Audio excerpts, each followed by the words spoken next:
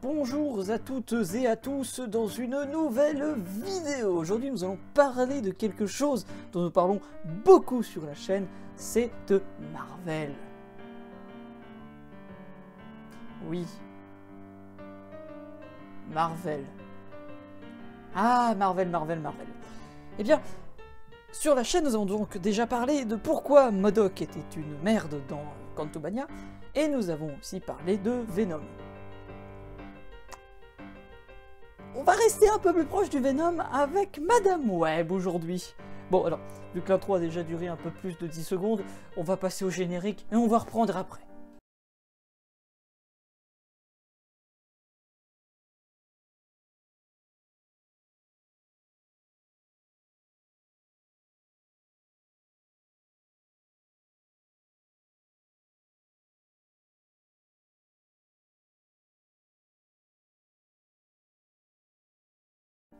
Madame Web, le film n'a pas eu un accueil assez escompté, et ça étonne beaucoup de personnes.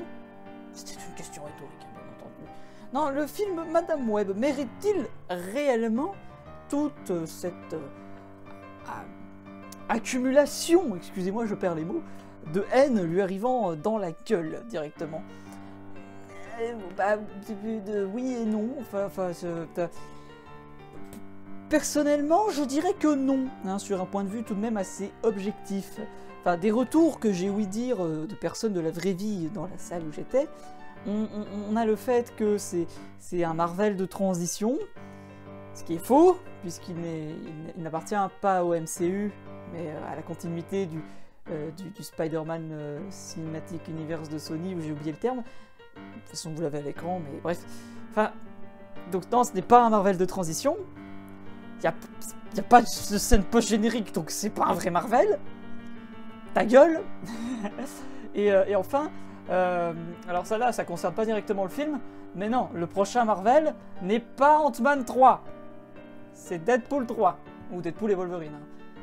Oui, non, il y a vraiment quelqu'un dans la salle qui a dit que le prochain Marvel c'était Ant-Man 3. Ouais. Bon, après, en même temps, quand les fans sont débiles, c'est normal que le film soit débile. Mais bref, Madame Web, pourquoi cette accumulation de haine? Eh bien, déjà, je pense qu'il y a de la part du public, une trop grande attente. Le film n'a jamais voulu ou eu l'ambition de nous promettre un film de grande envergure. Tout comme Morbius, bon, lui, il est un peu plus difficile à défendre, et Venom et Venom 2. Ainsi que Kraven le chasseur, qui est le prochain qui devrait sortir. Non, le problème, c'est que... Enfin, le problème qui n'est pas vraiment un problème, c'est que ces films entrent dans une catégorie assez bonne pour leur univers étendu. C'est-à-dire que, mis à part Morbius, qui a chié sur la colle au niveau de la communication, hein, on se rappelle bien de la Tour Osborn, on se rappelle bien de Michael Keaton, et on se rappelle bien de notre cher tag de Spider-Man. Voilà, mais à part la com, les films sont construits de manière à être dans leur propre univers. C'est-à-dire qu'ils vivent ensemble dans un grand tout, qui est ce que j'aime appeler le SPU, même si c'est pas ça l'abréviation. Et ce SPU, en fait, se fait d'une manière assez linéaire, c'est-à-dire qu'on a des films solo qui ont, à un moment, arrivé vers un film à la Avengers, où tout le monde est réuni, bien entendu, et cette construction se voit avec un Venom 2, un Morbius, Madame Web, voilà. Donc on présente nos personnages. Et on n'est pas en mode « Ouais, vous avez la référence avec la chauve-souris, vous avez la référence avec le morceau de goudron, avec le Venom. » Non. On fait quelque chose d'assez linéaire qui présente personnage par personnage dans leur film, qui évolue avec ses règles, avec son lore, avec sa logique, sa cohérence, etc. Et c'est construit de cette manière. Un peu comme on pourra l'imaginer pour les futurs films, bien entendu, s'il y a un film réunion qui sera prévu, eh bien, la manière dont le Monarch Universe a été fait, avec justement Godzilla, Kong, Skull Island, Godzilla 2, Roi des Monstres, et Kong versus Godzilla. Bon, après, du coup, il y a le dérivé Monarch Legacy of Monster, et le fameux Godzilla X Kong, qui va être la prochaine production. Mais voilà, c'est-à-dire que cet univers étendu est aussi construit de manière linéaire. On revient pas dans le passé, enfin si, en l'occurrence, là, avec Madame Web, on revient dans le passé puisqu'on est en 2003, hein, ça prend place en 2003. Mais ce que je veux dire par là, c'est que même si dans la timeline, il est avant Venom, avant Morbius, on n'a pas ce côté, on va jouer à fond sur les références. On va pas teaser le spectateur. Non, et c'est ça que je trouve assez intéressant. On a des références, on a des easter eggs. Je veux dire, on a littéralement Ben Parker, on a littéralement la famille de Spider-Man. Donc voilà, on a ces éléments. On a aussi, à mon sens, une petite rêve avec Doctor Strange quand le gars qui joue le rôle du mentor de la tribu des Spider-Man dans la forêt, la pousse Cassandra dans la flotte. Mais voilà, c'est des petites références. On a, pareil, le côté toile qui peut aller avec la mise en scène, le côté artistique du Spider-Verse. Mais ce que je veux dire par là, c'est que le film se suffit à lui-même. Il ne dépend pas de son univers. Et c'est ça qui est bien, c'est ça qui est intéressant, et qui fait que le film est plus intéressant. Et parce que, bon, là, depuis tout à l'heure, on ne fait parler que du côté multivers, du côté Rogo Macabre, le côté, voilà, c'est un grand tout, c'est un corpus de films. Mais le film en lui-même, qu'est-ce qu'on en pense? Non, très sincèrement, qu'est-ce qu'on en pense? Je veux dire, comment décrire le récit?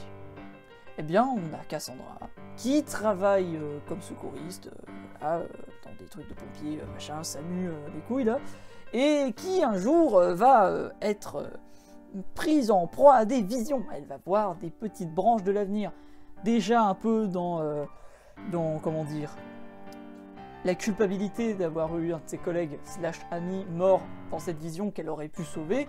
Elle va être un peu dans cette quête de rédemption, de se dire il faut sauver des vies. En plus, ça va en raccord avec ce qu'elle est, une putain de secouriste.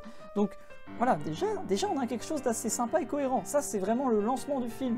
Après, on a la rencontre avec les 3 gamines, qui sont des gamines, donc c'est normal si elles sont connes et gênantes. J'aime pas défendre les gamins, mais voilà, bref, c'est des gamines. Donc voilà, elle va les protéger un peu comme une mère, surtout qu'en plus elle est célibataire. Donc il y a dans les propos la question de la maternité qu'elle a, qui n'est pas forcément explicite, mais qui est quand même présent.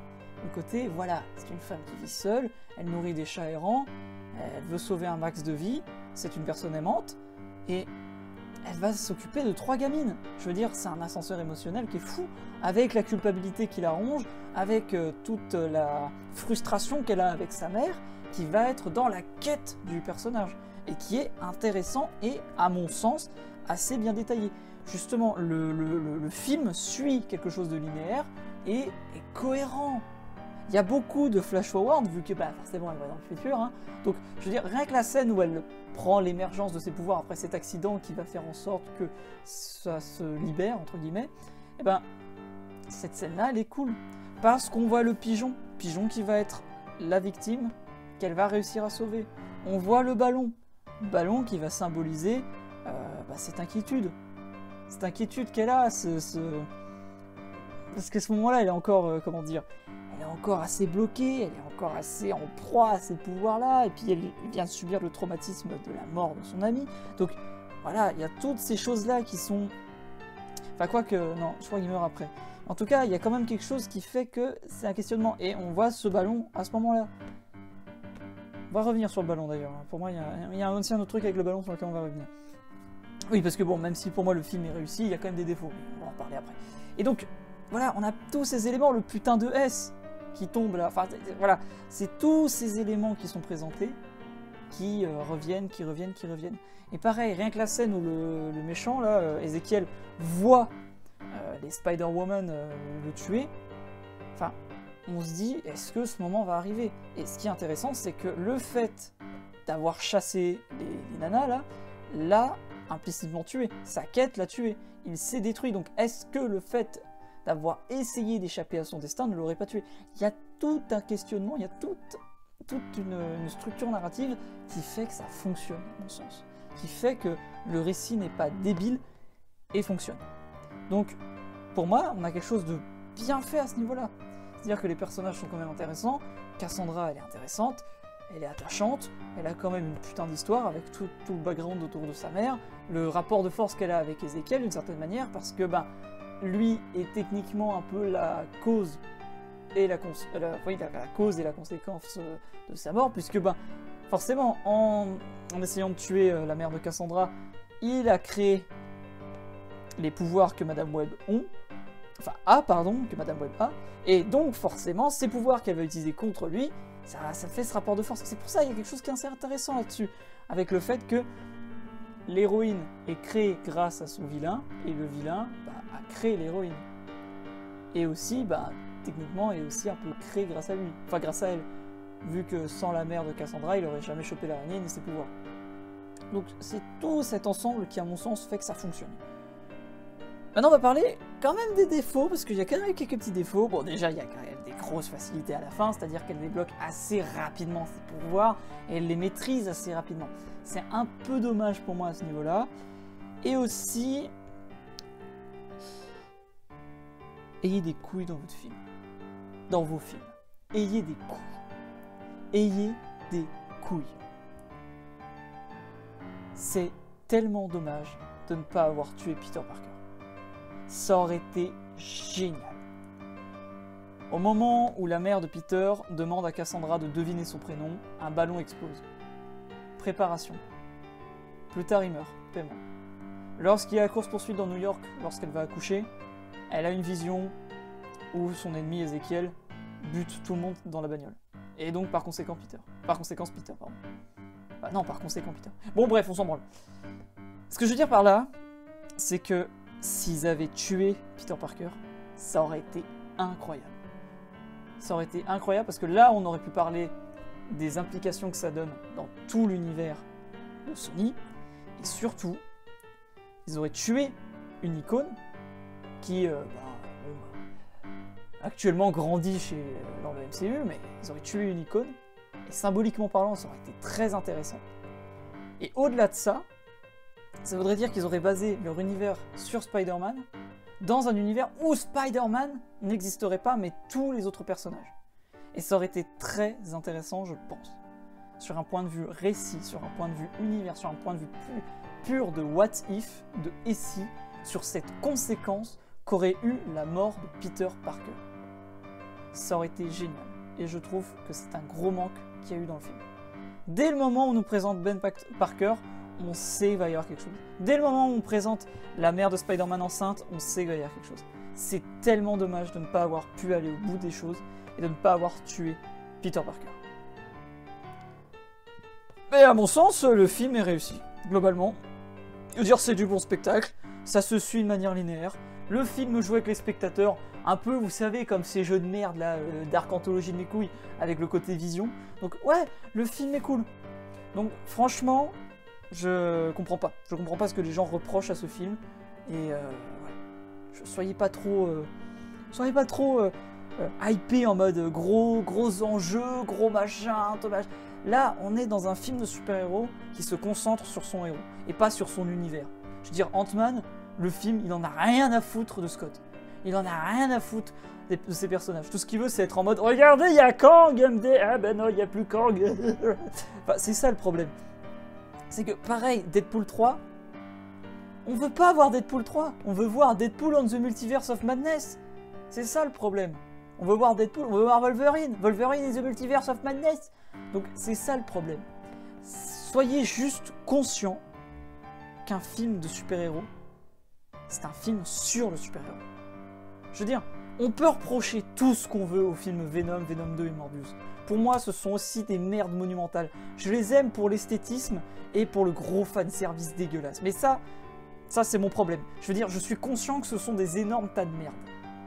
Mais Madame Web relève le niveau. Elle fait quelque chose. Il y a vraiment... Enfin, il y a vraiment... Comme...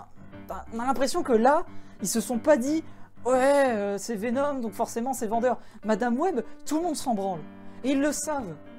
Et ils se sont dit, enfin je pense, hein, c'est comme ça que j'interprète les choses bien entendu, mais voilà, ils se sont dit on va faire un film, on va faire un vrai film. Et ils ont fait un vrai film. Alors ok, la mise en scène elle n'est pas incroyable, on n'est pas sur Le Parrain, on n'est pas sur du Tarantino, du Scorsese, de ce que vous voulez, mais on est sur un film qui est travaillé, qui est réfléchi, qui est bien pensé, qui a ses failles comme tout film, mais qui ne mérite pas l'acharnement qu'il a. Je veux dire, au risque de me répéter, Venom et Morbius, c'est des merdes. c'est des merdes sans nom. Mais Madame Web raconte quelque chose.